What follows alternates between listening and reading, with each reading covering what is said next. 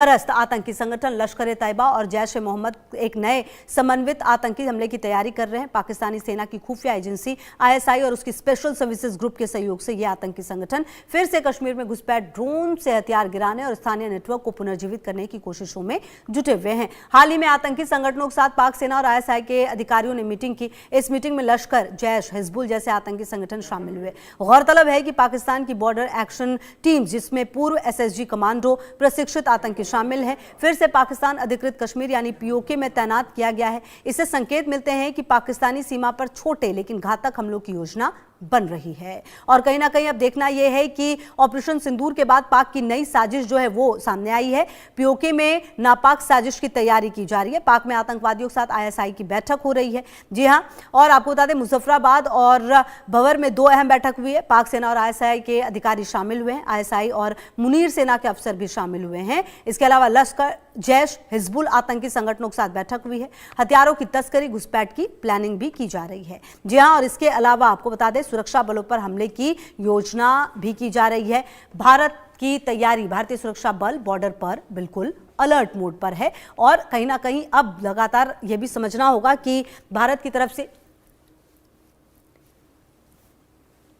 आपको बता दें कि भारत की तरफ से हमेशा से कहा गया कि ऑपरेशन सिंदूर खत्म नहीं हुआ है। और आपको बता दें कि देश के रक्षा मंत्री सहित जो सेना के तमाम अधिकारी हैं उनकी तरफ से भी बात कही गई है। और ये बात समझनी होगी, भारत में जो स्थितियां हैं उसके बाद ये तय है कि पाकिस्तान की जो नई साजिश है उसका खुलासा जो है फिलहाल भारत कर रहा है। भारत ने तमाम आतंकवादियों को निशाना बनाने की कोशिश की। जब ऑपरेशन सिंदूर किया था, पाकिस्तान में जो आतंकी अड्डे हैं उनको पूरी तरह से तबाह किया गया था, खत्म किया गया था उन आतंकी अड्डों को। पाक में 9 आतंकवादी शिविरों पर बमबारी की गई थी, जिसमें कई आतंकवादियों को भी खत्म किया गया था। पाकिस्तानी एयरबेस को डैमेज किया गया था। और भारत ने ये बिल्कुल क्लियर कर दिया था कि हम उन जगहों पर ही बम बरसाएंगे जहां पर आतंकवादी जो हैं अपना ठिकाना बनाकर बैठे हैं। 70 से ज़्यादा पाक ड्रोन गिराए गए। पाकिस्तान के 11 एयरबेस को तबाह कर दिया गया था।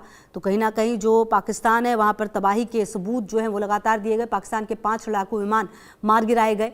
और लगातार भारत की तरफ से आप समझिए पाक के एक बड़े एयरबॉर्न अर्ली वार्निंग एयरक्राफ्ट को भी मार गिराया गया। तो कुल मिलाकर नुकसान निश्चित तौर पर पाकिस्तान को काफ़ी ज़्यादा हुआ। लेकिन ये पाकिस्तान है कि समझता नहीं, और ये पाकिस्तान है कि शायद इसे बात समझ में आती नहीं। और यही वजह है कि बार बार मुंह की खाने के बाद भी पाकिस्तान लगातार इस तरह की हरकतें करता है।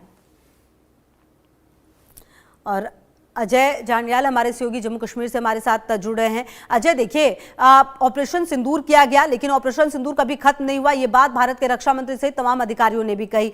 अब लगातार पाकिस्तान की तरफ से वापस से वो हरकतें की जा रही हैं। जिन आतंकवादी जगहों को खत्म किया गया था उनको वापस से बसाने की तैयारी पाकिस्तान कर रहा है। क्या पाकिस्तान क्या चाहता है कि एक बार फिर से उस पर उसी तरह का हमला हो या उससे बड़ा हमला हो? क्या उसके लिए वो तैयार भी है?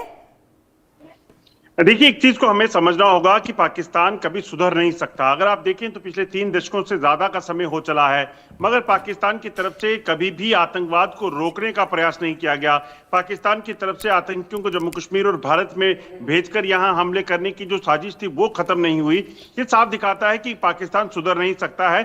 ऐसे में भारतीय सुरक्षा एजेंसियों और भारतीय जो अथॉरिटीज है उनको कहीं ना कहीं इस चीज का संज्ञान लेना होगा कि आखिरकार पाकिस्तान का क्या किया जाए। ऑपरेशन सिंदूर में जिस तरीके से टेरर लॉन्च पैड और टेरर जो ये हेडक्वार्टर्स थे उनको तबाह किया गया था, चाहे वो मुनीर के का था, चाहे हिजबुल जैश के हेडक्वार्टर्स थे, तो ये तमाम जब तबाह हुए उसके बाद एक शांति का दौर था। मगर उसके बाद अब देखिए पाकिस्तान को जब अमेरिका की शय मिली है तो पाकिस्तान शायद ये सोच रहा है कि वो अब जो है जम्मू कश्मीर में और भारत में एक बार फिर से आतंक के खेल को खेल सकता है। मगर भारत की तरफ से साफ किया गया है कि अगर कोई भी हरकत हुई तो उसका जवाब जो है वो मुंह तोड़ दिया जाएगा।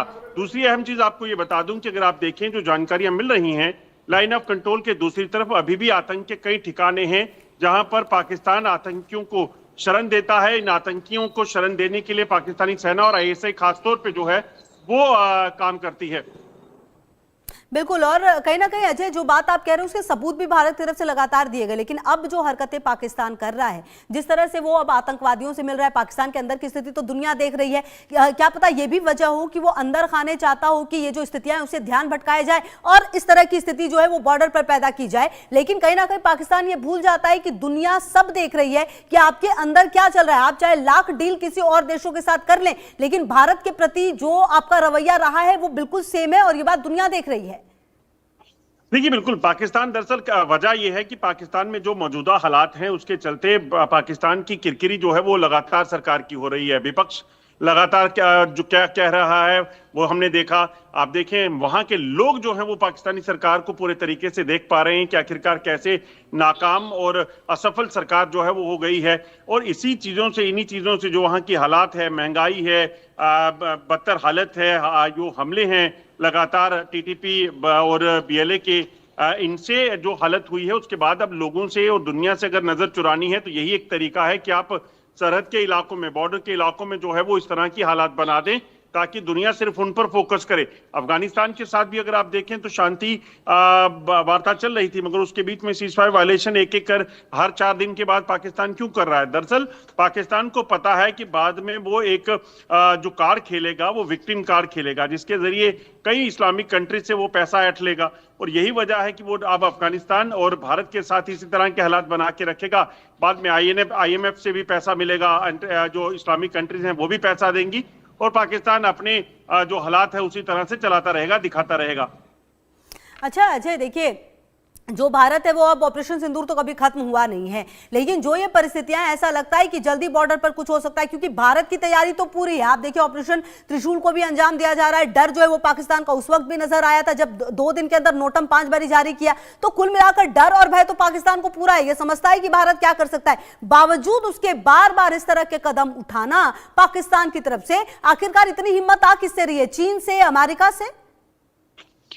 देखिए, दरअसल हिम्मत करना पाकिस्तान की मजबूरी है। एक तरफ अमेरिका खड़ा है क्योंकि अमेरिका भारत को दबाव बनाना चाहता है, वो रशिया से तेल खरीदना बंद कर दे। जो अमेरिका कह रहा है उसी तरह से पपेट बन के मान जाए जैसे पाकिस्तान मान रहा है। मगर वैसी चीजें अब भारत में नहीं हो रही हैं, वो अमेरिका को अब दिखने लगा है।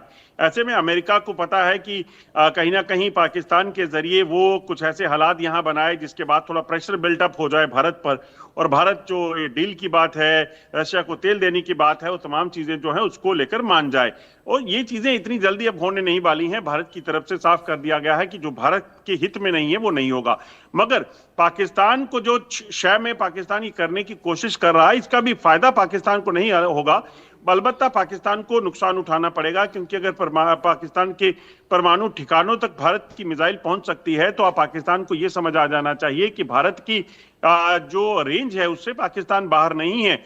अगली बार जो पाकिस्तानी आतंकियों के हेडक्वार्टर्स थे या फिर एयरबेसेस थे जहां से वो भारतीय सिविलियंस को टारगेट कर रहा था, उसके अलावा कुछ और भी लोकेशंस हो सकती हैं जिनको भारत ने टिप्स पे रखा होगा, और वो भी तब जब ऑपरेशन सिंदूर चल रहा है। तो ये चीजें अगर पाकिस्तान को समझ आ जाएंगी तो पाकिस्तान की चीजें बेहतर हो सकती हैं। अगर नहीं समझेगा पाकिस्तान तो फिर भारत के पास तरीका है।